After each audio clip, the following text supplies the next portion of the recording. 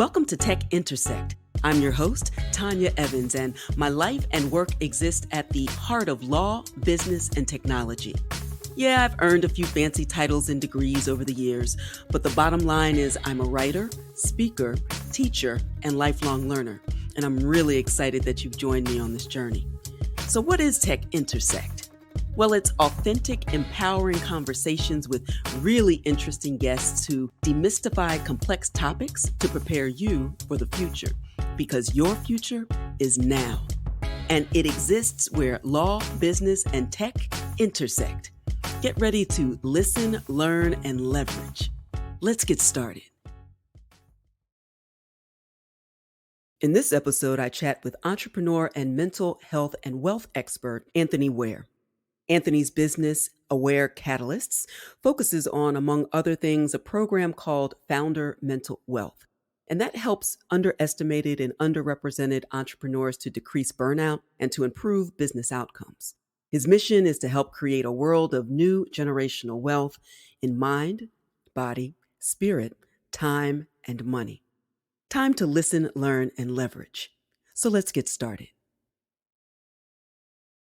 Today, we welcome Anthony Ware to Tech Intersect. I'm really interested in his work that supports and encourages founders and entrepreneurs to achieve the right balance in their entrepreneurial endeavors and optimize mental wealth and health in the pursuit of creating and maintaining generational wealth. Anthony, welcome. Thank you. Thank you for having me. I appreciate you having me on the show today. Absolutely. I think this is one of the most underreported stories in the founding space, and it is critically important, I know, for myself and also for our listeners to understand all of the soft skills around this hard skill of making money, creating verticals, and all of the things that in building, what that means, what that does in the process, because it hits all founders generally in a unique way, those with an entrepreneurial spirit. But for those who are in marginalized or underrepresented communities, it could be even more acute. And we'll get into that. But before we get into what Aware is and does specifically, and as an aside, I will say, I love a good trademark. I'm an IP lawyer. So I love a good trademark that comes from someone's name. So I see what you did right there, Anthony Ware. I see it. And I want you to share with our listeners your background and what led you to the work that you do for founders, specifically underrepresented founders. Yeah. So for me, it actually started it really started in my childhood. So I was raised by my dad most of my life, myself along with my two younger brothers. And it was a tale of two lives. So on the one hand, my dad taught me, what it was like, the rules of growing up being a young Black man, climbing the corporate ladder, and doing those things to achieve success. And at the same time, my first job ever was cleaning toilets for my dad's janitorial company. So it was the entrepreneurial bug I got early at like age 7 or 8. And so throughout my life, I did the corporate ladder piece, but it was in 2008. I had a great conversation with a phenomenal mentor. And on Martin Luther King Day, 2008, I started my first company. And at that time, I was still of the mindset of make a lot of money. Money equals stuff. Stuff creates happiness. And that led me to trying to get as many clients as possible. One client turned from a consulting client into starting a logistics company where I had 4 co-founders. And if you've ever had a co-founder, if you're listening, that one is enough, let alone having more than one. Right. And that business relationship ended miserably. And I always like to share that because not every business is going to succeed. And like a true entrepreneur, I was like, okay, so what can I start next? And unfortunately, I didn't check myself and still had those rose-colored glasses on and started a tech company. This is back in 2009, 2010, and had some phenomenal wins with clients and strategic partnerships with a major university, and got accepted to an accelerator. And the only thing I was missing was money, or I thought. But what had happened is I chose the wrong business mentor and ended up actually living in a car in New Orleans for a week. Wow. because everything kind of crashed and burned around me. And but much like the phoenix that rises, we have to go through the ash before we can rise again. And I was fortunate and blessed enough to have a friend that I met on Twitter that just bought out his co-founder's share of the company and asked me to help. And at the same Mhm. time, I had a mentor who was finishing up advising Zappos on company values and culture and positive psychology and all these things that are kind of common talk now in business. But back then, this is almost 10 years ago, they weren't. And he's like, Anthony, this is where business is going, and I want to help you. Mm. Um, and so he helped me understand, my strengths as a teacher and my love of people. And so pretty much for the last 10 years, I've done an iteration of looking at happy employees, company culture, these things that are the underpinnings of every business, but yet they're the least resourced part of pretty much every business. And so over the last, I think, 2 years, what I really started to notice was if culture is the common theme or the common piece of every business, then the thing that drives culture is the founder or co-founders that create the business. Right. And so looking at what are they facing or what are we facing, and I just looked at my life arc, and in terms of I've dealt with depression and anxiety and fear and all those kinds of mental challenges that are impacted Mhm. by not only living as a black man in the world, but as a founder, it's kind of exponentially compounded.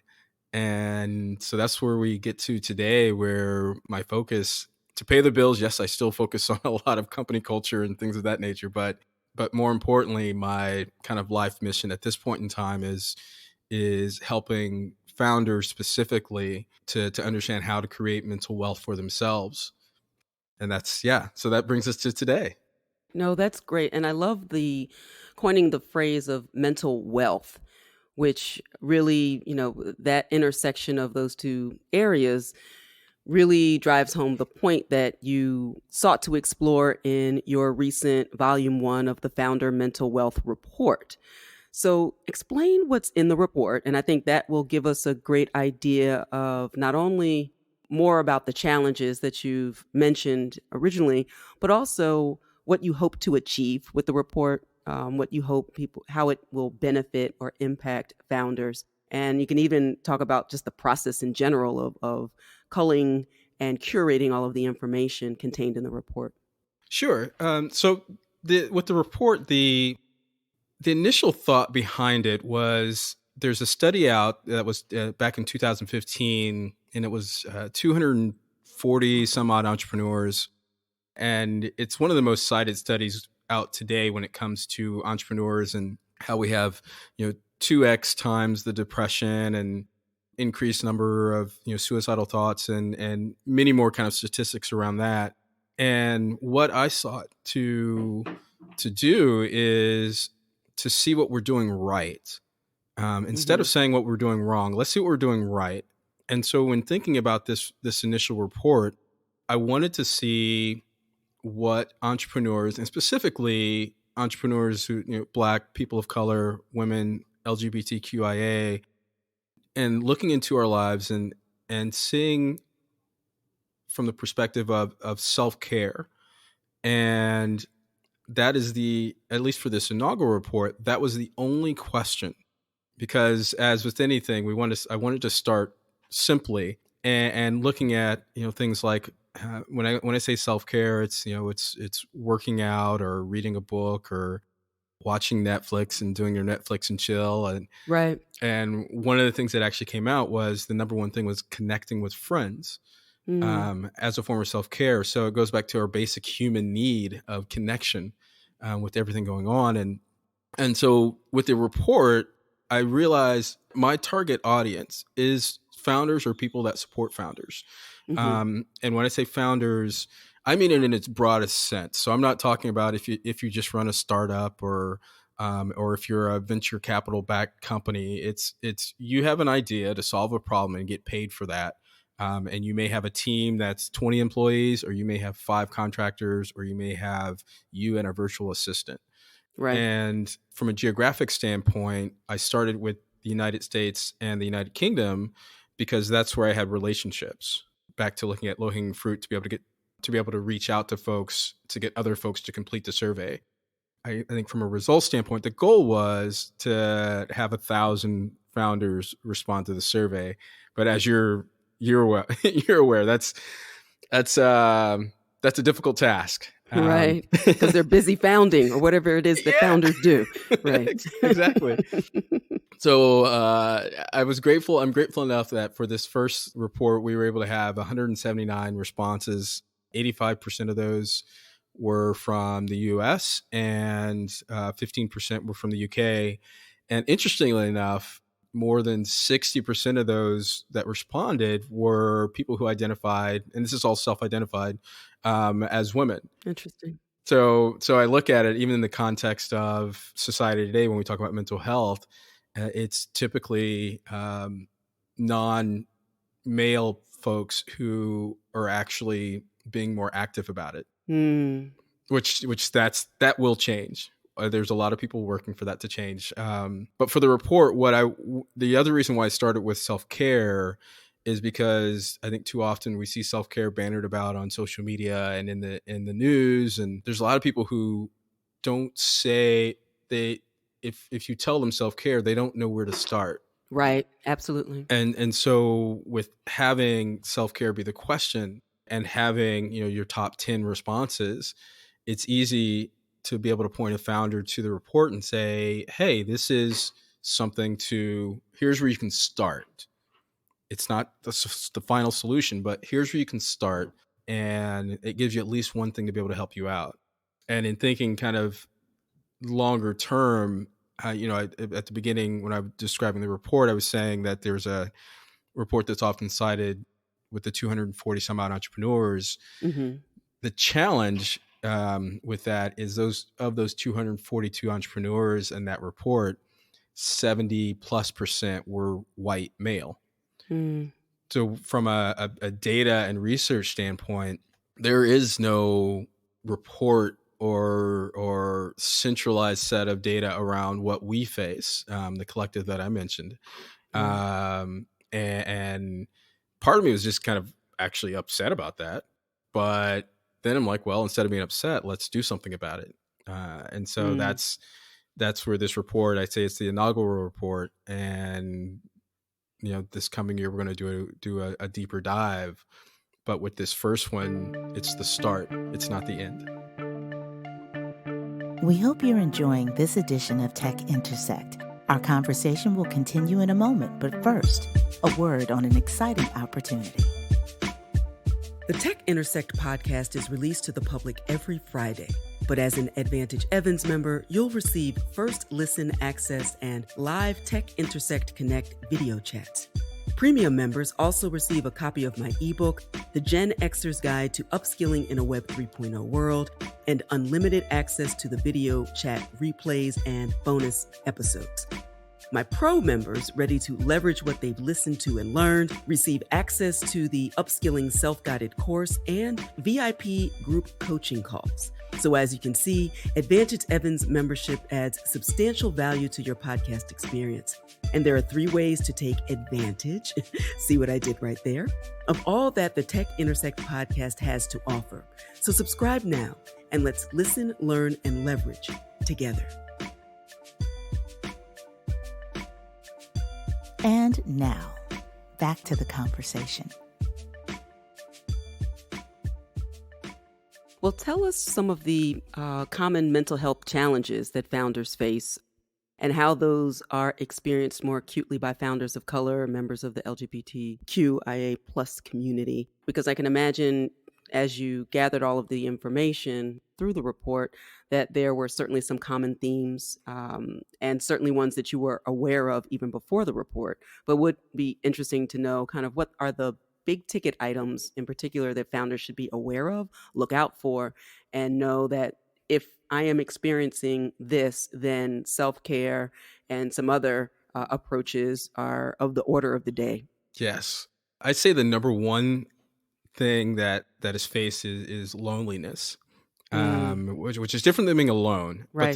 this feeling like no one else knows what I'm going through, be it my family, especially from a family standpoint, because many of us are the first one to take the entrepreneurial leap in our family, but even more so extending to our partner, who may have a 9 to 5 corporate gig and just not understand what we're going through. And so this sense of loneliness, and it's impacted because, or it's I guess even more of an impact on us and our communities, because oftentimes when we go to events, we're the only one, or we're the Right. one of few, and these perspectives by the majority of folks, or the current majority, they don't get us. So we're lonely as the entrepreneur, and then we're lonely because we're the LGBTQ, or the woman, or the lone black man, black or brown man. I think the other piece that we bring to the table that impacts that is that, um, just from a societal standpoint, we are, I don't want to say underestimated. We just have those things that we have to deal with as being marginalized, or Mhm. put into margins, that impacts the loneliness. And then loneliness is a cousin of the depression that sinks in.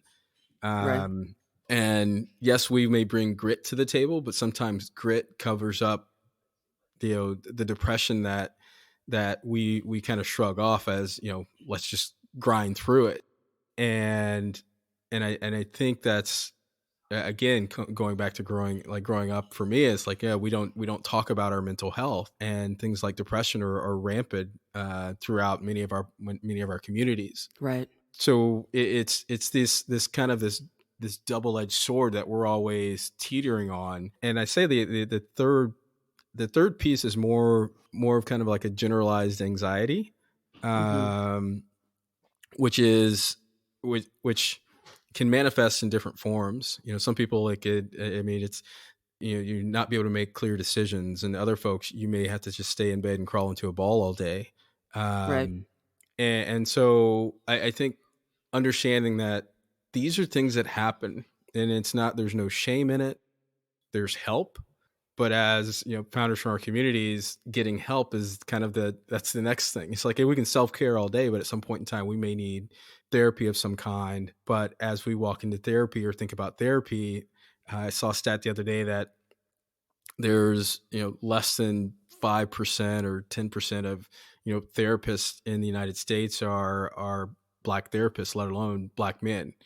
Right. So it's, being able to go to somebody that can relate to you, that's a challenge. And then as a founder, you mentioned earlier, like, yeah, we have, our time is limited.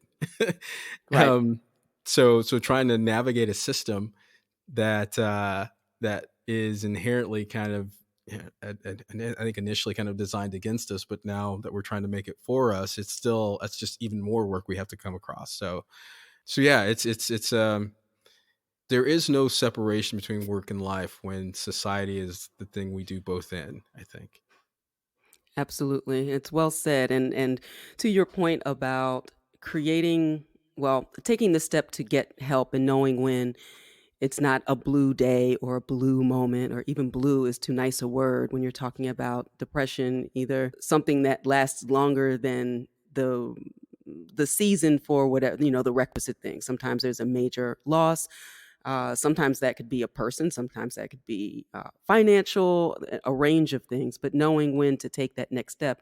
And then actually, once you take that step, knowing the range of options, which is why your work is so important, to know that there is a place or space to get additional information. And I also heard, as you were talking, I was thinking of some of my own coping mechanisms and skills, because oftentimes, we think, if I just push harder, if I just grind more, and those successful founders are the ones who don't sleep. They work all day. They do their pitches. They fly all around. And who needs, I'll sleep when I'm rich, or worse yet, I'll sleep when I'm dead. That's, Yeah. Oh, not a great approach. And I heard someone say, because I like to meditate, I like to pray, I like to get out in nature. Sometimes I'm jogging, sometimes I'm walking, because it's really more about mental health and being out in nature. That helps. I like to cook and all sorts of and work out, all of those things. But with respect to the meditation moment, The gentleman said, if you don't have time, if you don't have 20 minutes to meditate, then you better meditate an hour. And I thought the point was really well made. If you don't have 20 minutes for yourself to sit and get still and reflect, so that you even have the creativity and the energy to move forward for the task at hand, then you actually need more than 20 minutes to get to that point. And so I offer that as a bit of wisdom that I reflected on in my own life too, because there are often times I said, well, I'll have 5, I have 6 minutes. And those are the days I need to do 20. And when and it goes on and on. One thing I wanted to talk about before we get to founder mental wealth training, the training program that you do, I noticed in the report that you started it with gratitude.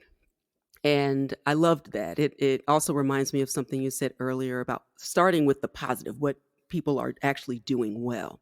Mm-hmm. And the moment I have a gratitude journal as well. Hey, Oprah, thank you very much. That was very helpful.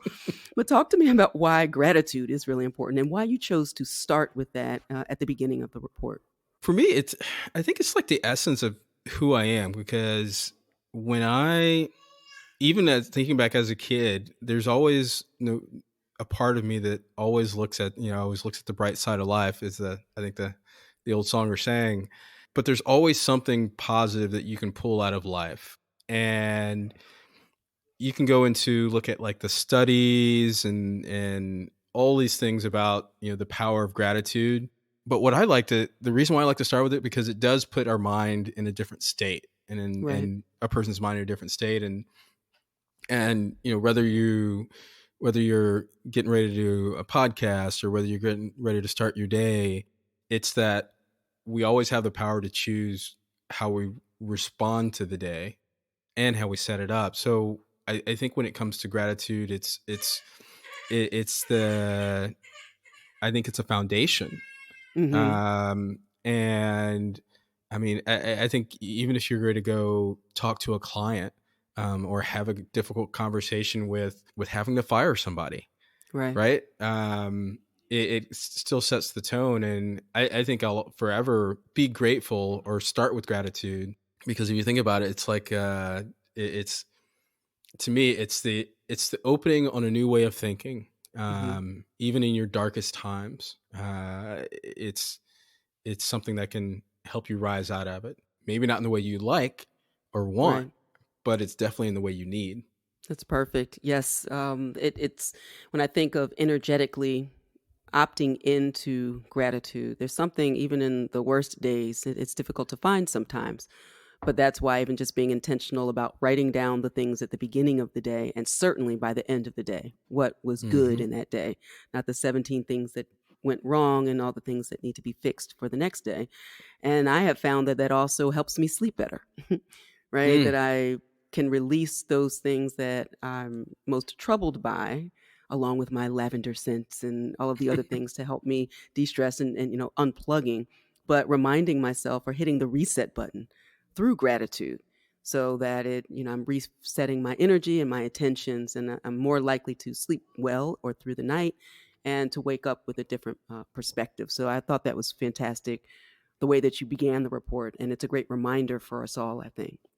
So now to the really exciting part about your training. So we've set the stage of the report and some of the common issues and challenges that founders of color and in marginalized communities face. And that led you to develop this training program. So tell us how it works and what a founder who goes through the program can expect to achieve as a result. Cool. Yeah. So it's really interesting. I talked about how my life and my business have been kind of iterative over the last 10 years. And I think with this training, it's the next iteration, right? It's helping founders do what they need to do for themselves, but also to help their business.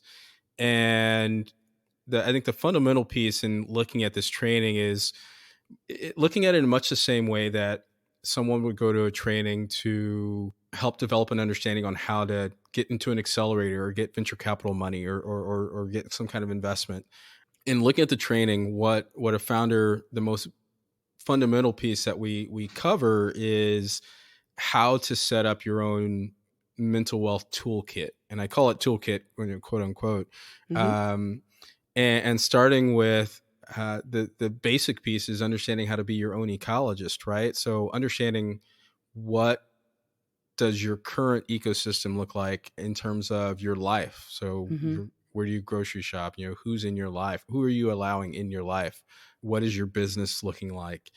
And breaking things down from there in terms of creating, what are your mental wealth deposits. Mm. And that's what I call them. And you listed, I think you listed about 10 or so that you do. So whether it's your walking, or whether it's your lavender, Right. your gratitude journal, and it's helping founders understand that being intentional with those things, it's a compounding effect, much the same way if you put $100 in the bank.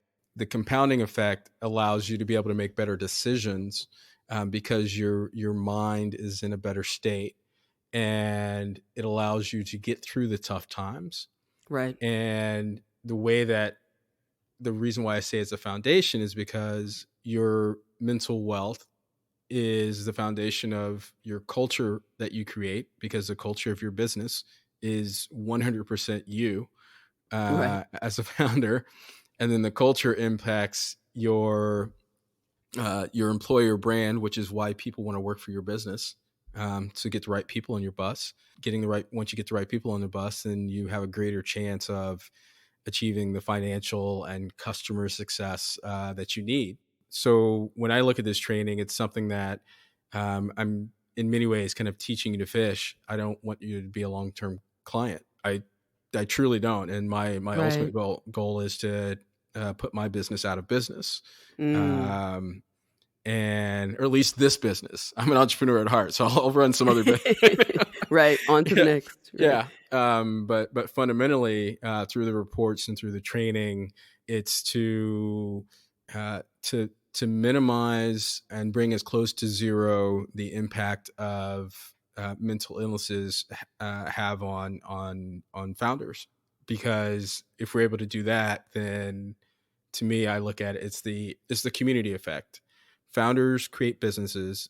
Those businesses have teams. Those teams have families and friends in a community. So it's just this ripple that continues on. So if we can help the founders, myself and whoever else does this kind of work, we're helping create that generational mental wealth to complement the financial wealth that we're all working so hard to create.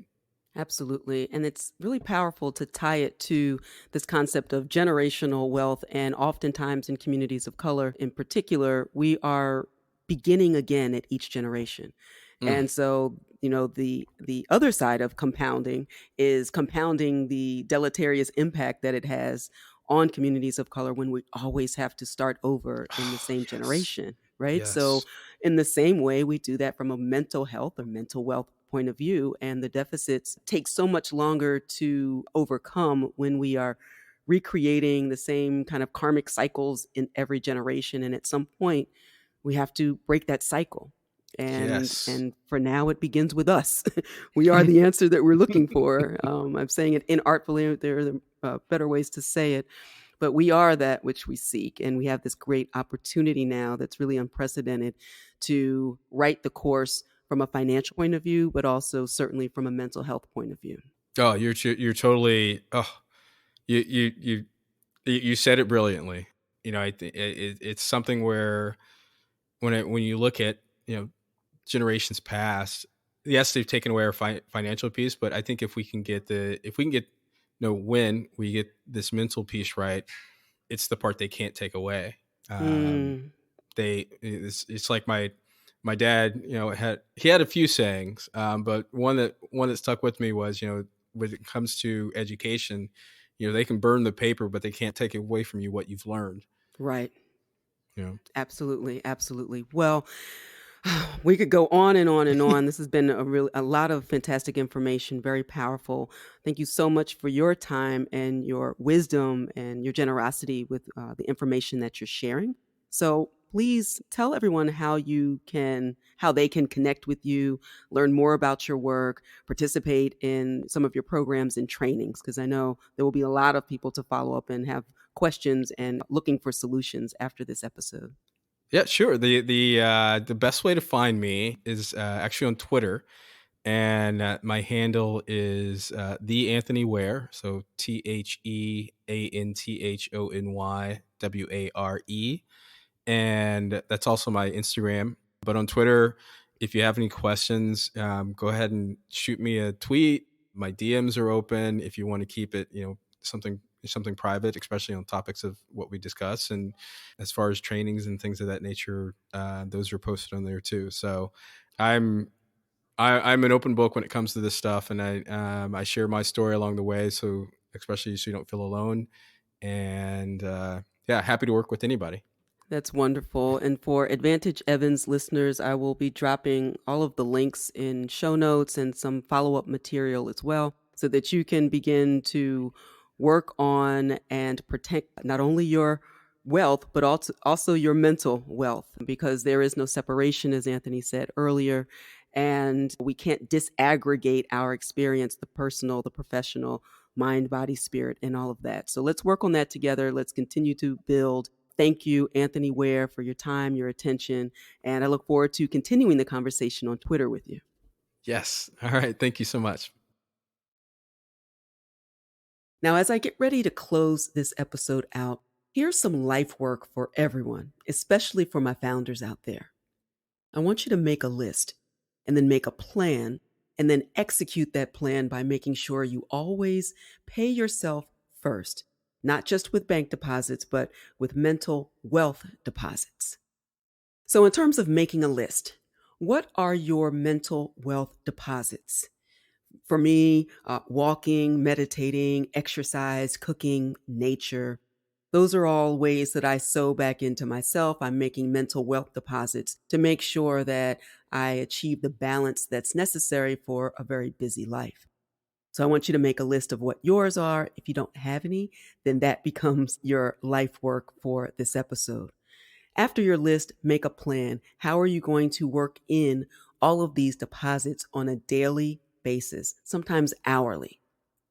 And then, most important part, execute that plan. Make sure you're always making your mental wealth deposits. Remember that the positive compounding effect of making those deposits into your life allows you to fortify yourself against the mental and the emotional challenges in your work. I also know that there's strength in numbers. So let's share these mental wealth deposit tips with each other on Twitter or Instagram. A final point about gratitude as the ultimate mental wealth deposit. Looking at the bright side isn't just a platitude. It really is a powerful way to reorient your mind, to tap into your power and choose how you set up and respond to your day. Even in your darkest times, gratitude can help you rise above your current circumstances and remind you of the possibilities that exist in the very next moment. So don't quit 5 minutes before your miracle. Also, be kind to each other and definitely be kind to yourself. Everyone you encounter is going through an epic, epic battle. Until next time, continue to shine. Stay in touch with host Tonya Evans via your favorite social media. On Twitter at TechIntersect and on Instagram via the handle TechIntersect. This podcast has been produced by Stephanie Renee for Soul Sanctuary Incorporated.